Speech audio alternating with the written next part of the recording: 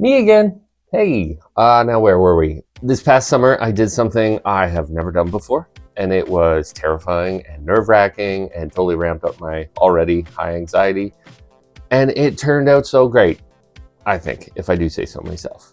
Two incredible artists here in Hamilton, Ontario, put on an art show called Easy Tiger. It was a collection of 50 artists from across the Hamilton area to celebrate the opening of Easy Tiger Snack Bar, which is a very cool pub that had just recently opened here in Hamilton. It would be a show inspired by tigers, whatever that meant to the artists. Also, Hamilton has ties to tigers with the CFL. We have the Hamilton Ticats here, but it was totally open to the artist's interpretation. The artists that organized the show, Jill Letten and Laura Heaney, are both brilliant artists and great human beings to boot. It just so happened that I am friends and neighbors with Laura, so maybe that had something to do with it, but I don't know what possessed her to do this, but she asked me if I would be interested in having a piece in the show. Now, there's two things to know right off the bat. Number one, I've never made an art before. I don't really consider myself an artist per se. I don't know what I consider myself, but I hadn't thought artist before.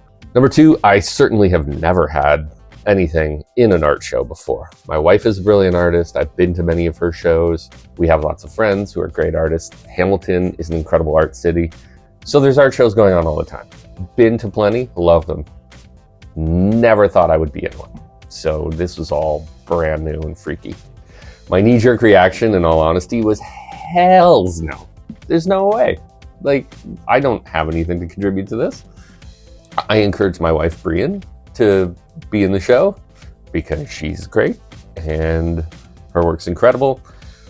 But I never really thought I would take the chance. I just thought, it's very nice of Laura to ask, but not gonna happen. I had no intentions of doing it myself, but Laura said I had about a week or so to decide. And so I thought about it. And I thought about it. And I thought about it. And I thought about it. And as the days went on, for some reason, I started to think, I should face this fear. Why is this scary? I should go for it. And so I emailed Laura back and said I was in. And as soon as I hit the send, I got the panic sweats. I got totally freaked out, but I was in. So no backing out now. So I had no clue what I was going to do. All I knew was it was a tiger theme, and I had to figure out what that meant to me, what I wanted to make. The only things I knew was that I was going to use wood, obviously, and it had to be tiger themed. That was my starting point. So I started Googling tigers and wood art to try to get some inspiration. I was thinking very literally at first. So I was looking at pictures of tigers and conceptualizing tigers' faces and their stripes and trying to see if there was something there.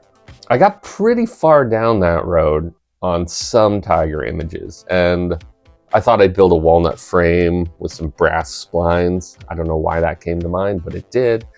I did a vector of multiple tigers. For those who don't know, a vector is line art. Basically, you're tracing the image and it's scalable and you can manipulate it. That's my very quick 101 on vectors. You can Google it for more. So I kept vectoring and trying to come up with something, but honestly, it felt like I was trying to force something that wasn't there. None of the ideas I initially tried really grabbed me, so I kept searching. I did come up with a fallback idea that I would still love to make one day. And it's this panel from a Spider-Man comic when he first meets Mary Jane Watson. When she says, "Face it, tiger, you just hit the jackpot." I thought that would be pretty cool. I love Spidey. I thought it'd be fun. That idea made me really happy, but I felt like there was still something else I could do. I think I'm still gonna make that piece one day. And then suddenly it dawned on me. I don't know what made me think of this. I think the initial idea was Voltron came to mind, but then I was like, lions, not tigers. And then it was like a light bulb went off and I was like, wait a second. It was a little cheesy, kind of funny, bit of nostalgia from my youth, but still I thought it was pretty cool. And of course, you all know what I'm talking about. That's right, I'm talking Mighty Morphin Power Rangers. I'm talking about Tommy, the original Green Ranger, who became the White Ranger. I won't go into the history of Tommy Oliver, but just know he is the best Power Ranger of all time. And when he was the White Ranger, he had the power of the White Tiger. On a serious note, Jason David Frank, who played Tommy, sadly passed away in 2022. So I also kind of took this as a little bit of a tribute to him as well. So now I had an idea that I was kind of excited about. It was time to get to work. I still didn't know how I was going to build this, but first things first, I needed a great image. I went with this one because I like the action shot, and it had his enchanted sword Saba, which gave me another cool design idea, which I'll get into a bit later. I added this background to the image, which I thought just kind of looked cool, and I plan to use different wood species to make Tommy stand out a little more against the backdrop. As you can see, I'm creating line art of the image, and those lines will be cut lines for the material that I end up using. It'll make sense here in a bit once we get to the lasers. Yeah, I used lasers. Stay tuned. My initial idea was to get some 1/4 inch thick pieces of wood of different species to make like a 3D portrait. To add to the anxiety I already had towards this whole thing, for some reason my mind went, well, why not add to that by trying new ways of making things? So of course, my mind went to lasers. We have an Xtool M1 for my wife's business, and on top of being a great cutting tool, it also has a laser in it. I figured once I've vectored the image of Tommy, I could cut it out using the laser and put it together like a big puzzle. I was so excited. So off to Exotic Woods I went to find some wood that I could use. This place is awesome. They have anything and everything you can think of. I bought some 1/4 inch thick walnut, poplar, and canary wood. I figured the walnut could be the dark parts of Tommy's outfit, the poplar for the white parts, and the canary wood has a nice gold color to it, which I thought was perfect for the gold in his outfit. This was when I hit my first snag. The vector looked great, and my first test worked really well, but that was using a scrap piece of material. Now, when I tried the 3 woods that I planned on using, I discovered the laser wasn't quite powerful enough to cut through all the way. Ours is a 10-watt laser, so it is slightly underpowered for what I was trying to use it for. I tried forcing it to cut deeper, tried multiple passes, but that just ended up in a lot of scorched material. I tried planing the material down, but that hardly made any progress as my planer doesn't really go below 1/4 inch. I even considered using our scroll saw to cut each piece out by hand, but just felt like that would take way too much time, and I didn't really trust my dexterity to get all the fine pieces just right. So I had to pivot. I still wanted to use wood, but clearly I needed to rethink this. I thought about using softwoods instead of hardwood, but I couldn't really find any that I liked that would fit the piece, and I'm really not a fan of staining, so that wasn't an option either. And then I remembered the pizza box that I keep in my shop. No, I'm not saying that I keep an old box of pizza down here in case I get hungry. That's not it at all. Let me show you. Talking about this guy. Years ago, I bought this pizza box from Lee Valley, which contains a whole bunch of wood veneers. Like, this thing is packed. This is an extra large box. This thing is filled with amazing veneers of all kinds. Veneer is a near paper thin piece of wood. They're commonly used for doors, cabinets, and other pieces where you want to give it a real wood look without it being fully solid wood. With that wood being so thin, it's the perfect thickness for the laser. It worked so well, I breathed a massive sigh of relief. I thought, all right, we're good to go. Let's get started.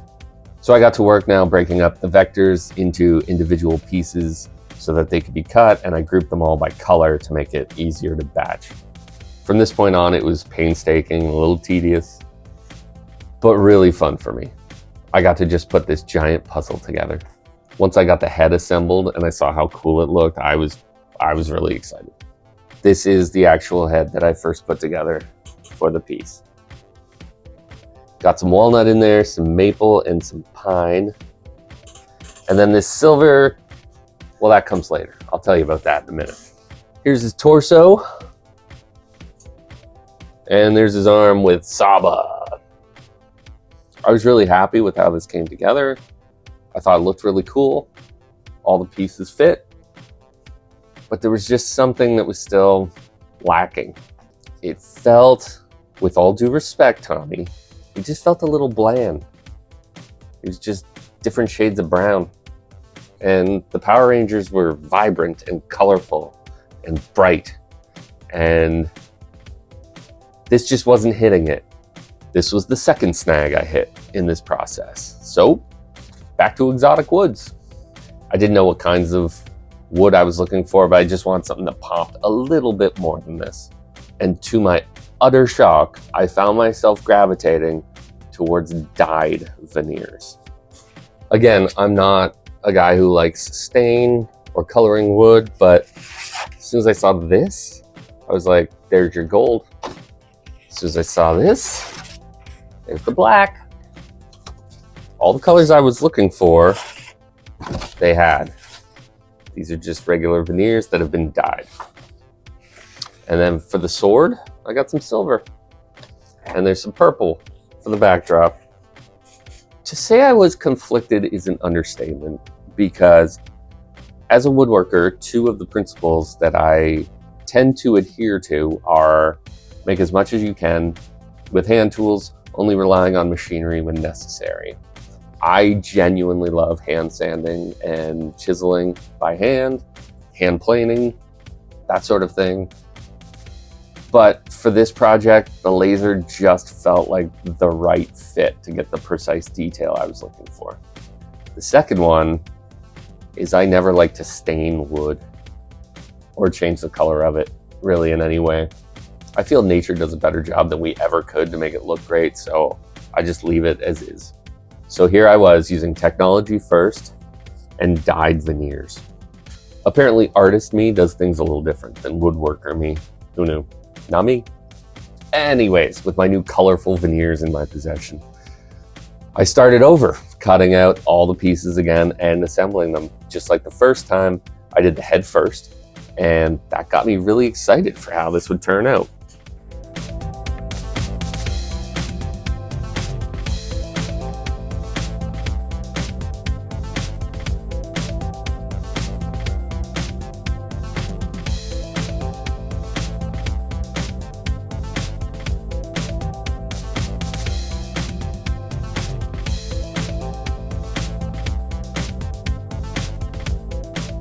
Marquetry is an art form where they inlay pieces of veneer into wood, and they create depth by doing what's called sand shading. I found this while I was working on this process. What you do is heat up some sand, and then you dip the pieces of veneer in it. The longer you leave it, the more it burns and gives a nice even gradient to create depth. So I gave that a try with a shitty pan and some sand I got from the local pet store, and the results were incredible.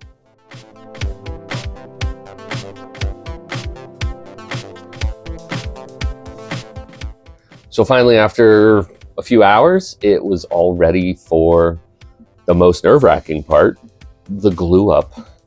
I had to assemble all this backwards, so what you're seeing here is actually the back of the piece.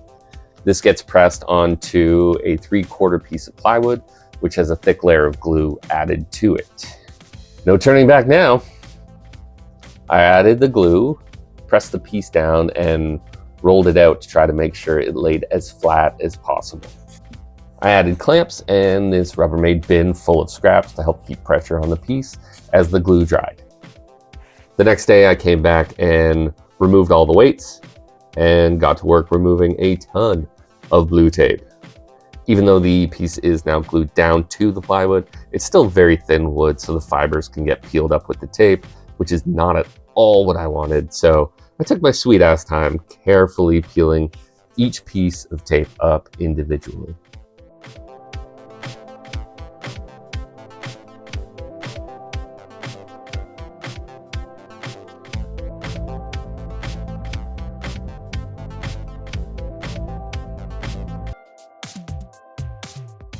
When that was all said and done, I could finally see what the final piece would actually look like. I know most people don't want to point out flaws in their work, but I'm not going for perfection here. And I'd never done this before, so I'm cutting myself some slack. And I think it's important to note when things don't really turn out as you expect. So I don't know if there's too much glue or not enough weight to press everything down, but there was definitely some spots where the veneer was kind of bubbling up a little bit, causing some waves in the wood. There's also one piece that just somehow didn't get glued down at all. So I had to like super glue that piece back in. I will never tell you which piece that is, but I know.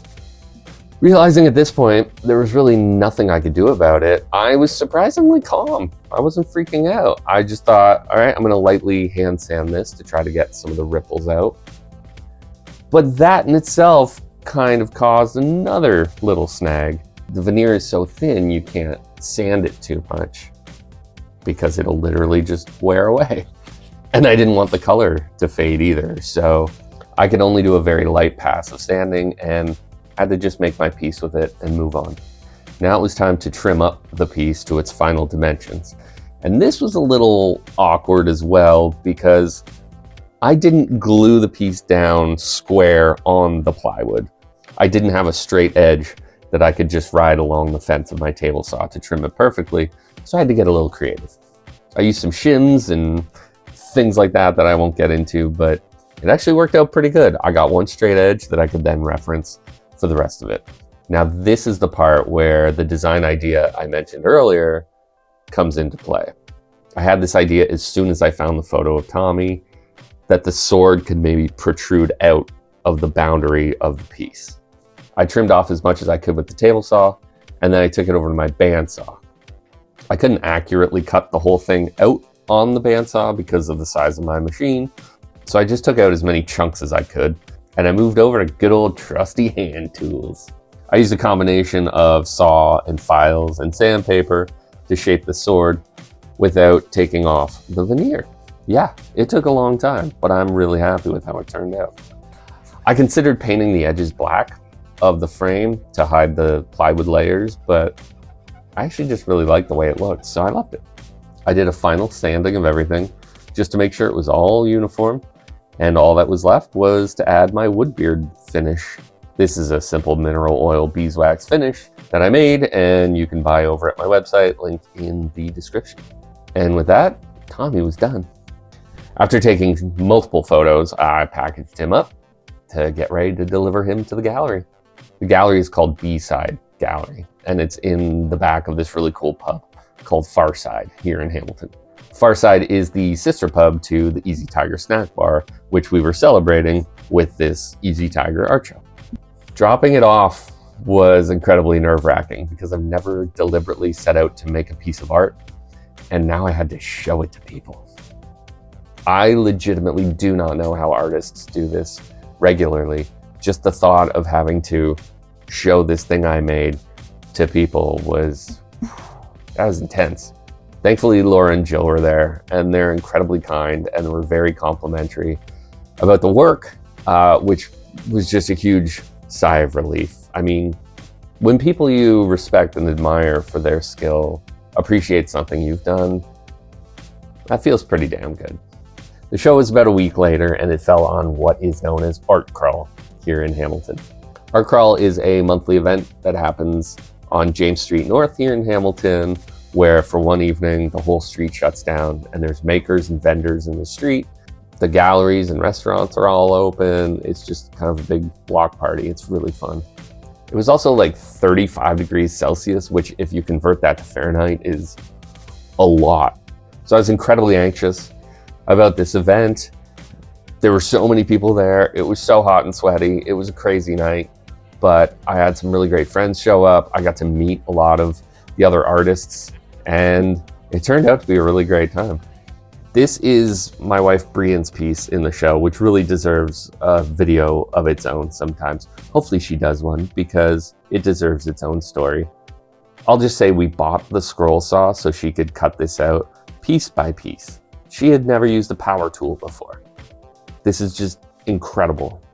Anyways, the event went really well, and I feel really grateful that I got to be a part of it. Here's Tommy. I could not be happier with how he turned out. I even heard someone walk through the gallery during the show go, "Whoa, Power Ranger, that's epic." That's fun. Just so you know, he's still available for purchase. So if you're interested, drop a comment below, or you can DM me on Instagram, or go to my website and fill in the contact form. Let me know. Tommy needs a home. Make sure you go check out Laura and Jill's work. I've left links in the description. They are both incredible artists on their own right, but a true dynamic duo when they join forces for cool events like this that help promote the art scene here in Hamilton and Southern Ontario.